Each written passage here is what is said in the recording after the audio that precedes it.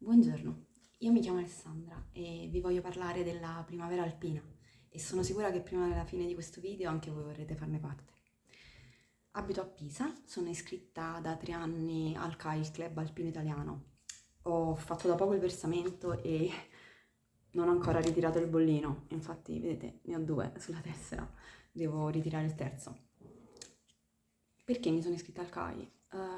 Perché a un certo punto della mia vita ho capito che mi piaceva camminare in montagna, però la montagna è un ambiente un po' particolare, pericoloso e quindi non volevo andarci da sola, volevo andarci con persone più esperte ehm, e volevo andarci con persone più esperte che avessero il valore della sicurezza.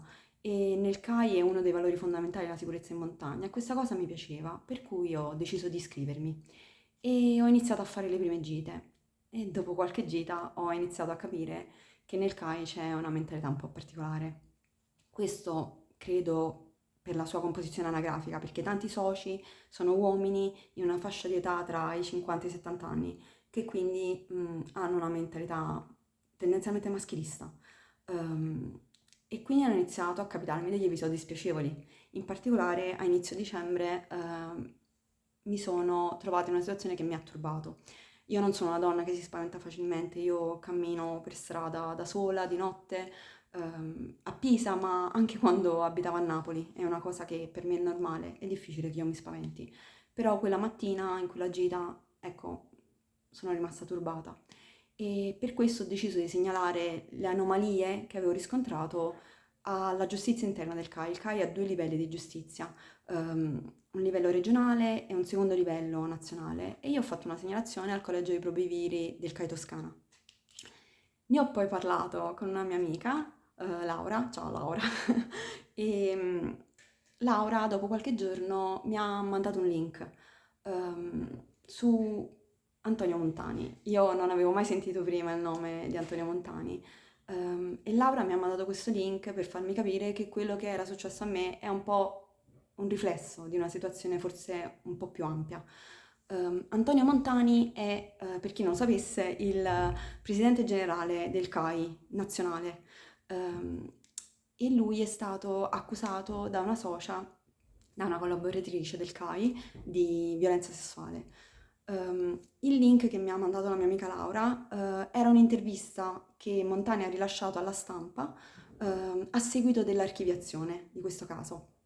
Ecco, la cosa che a me ha colpito di questa intervista è che sostanzialmente nel quadro dell'intervista emerge solo lui, solo Antonio Montani, quello che lui ha patito, i danni potenziali alla sua reputazione, però ecco, in questo quadro trionfale per il sollievo dell'archiviazione non compare mai la donna che lo ha accusato. Sostanzialmente il pensiero di Montani non si sofferma mai su di lei nel corso di questa intervista, e devo dire anche in altre dichiarazioni che ho letto.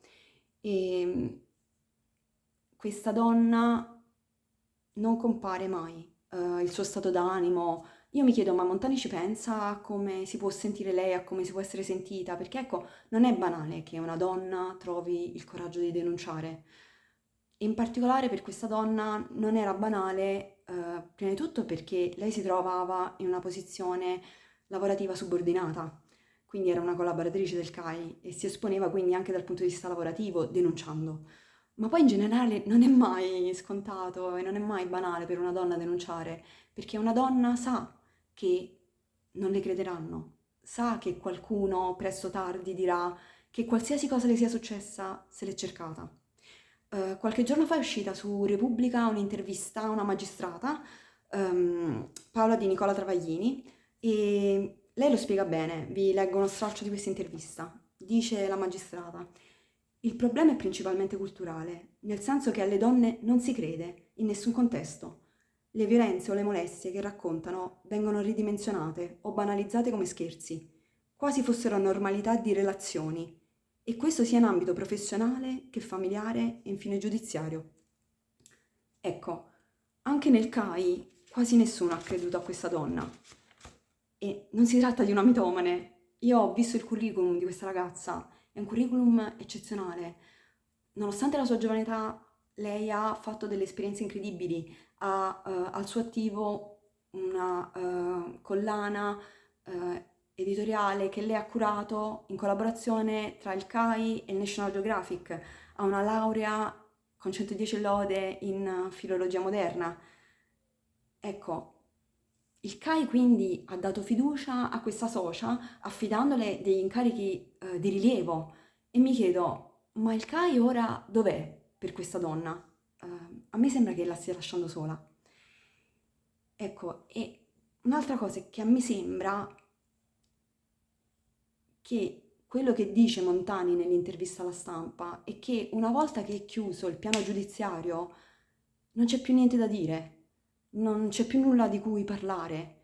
E invece secondo me c'è moltissimo di cui parlare, c'è tanto da dire. Bisogna parlare prima di tutto di qual è lo stato d'animo di Anna, di qual è il mio stato d'animo, la mia rabbia di Alessandra per gli episodi spiacevoli che ho subito, le mortificazioni che ho subito nel CAI in quanto donna. Ecco, ho fatto il nome di questa socia CAI, Anna.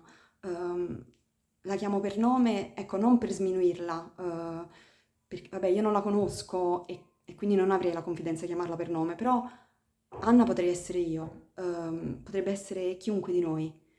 E Anna è anche un simbolo. Per me è un po' come Rosa Parks nel 1955, quella donna di colore che su un autobus dell'Alabama si rifiutò di cedere il posto a un bianco.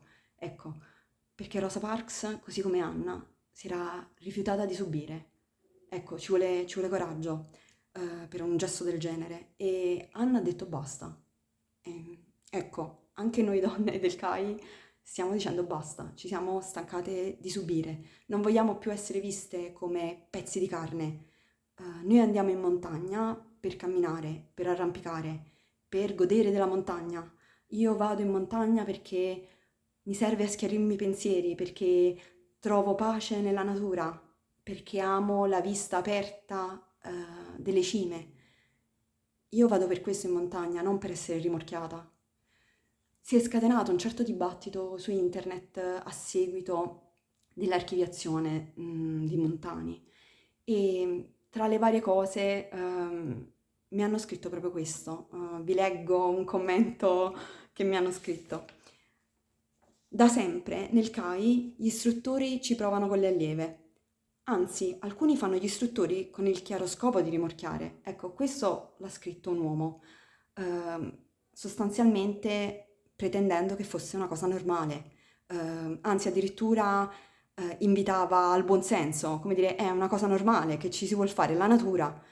Ecco, io credo che non smetterò mai di arrabbiarmi fino a quando gli uomini pretenderanno che questo sia normale, fino a quando pretenderanno che approcci non desiderati, battute che ci mettono a disagio siano la normalità.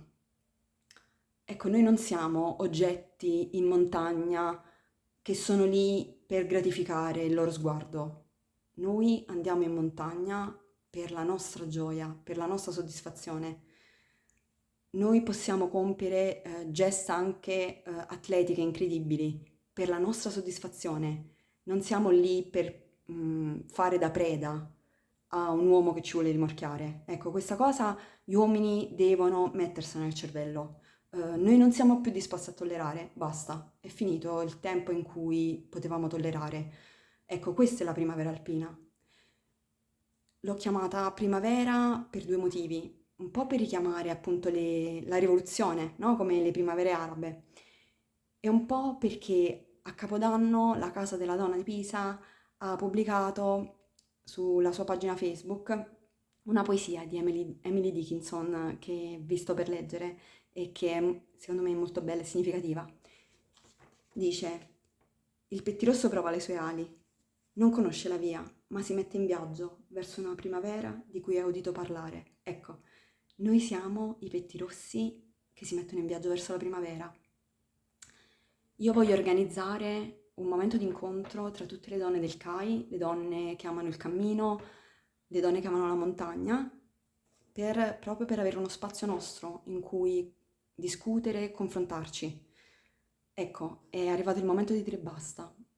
Non vogliamo più tollerare il maschilismo, il sessismo, il patriarcato del CAI deve finire, finisce oggi, con la primavera alpina.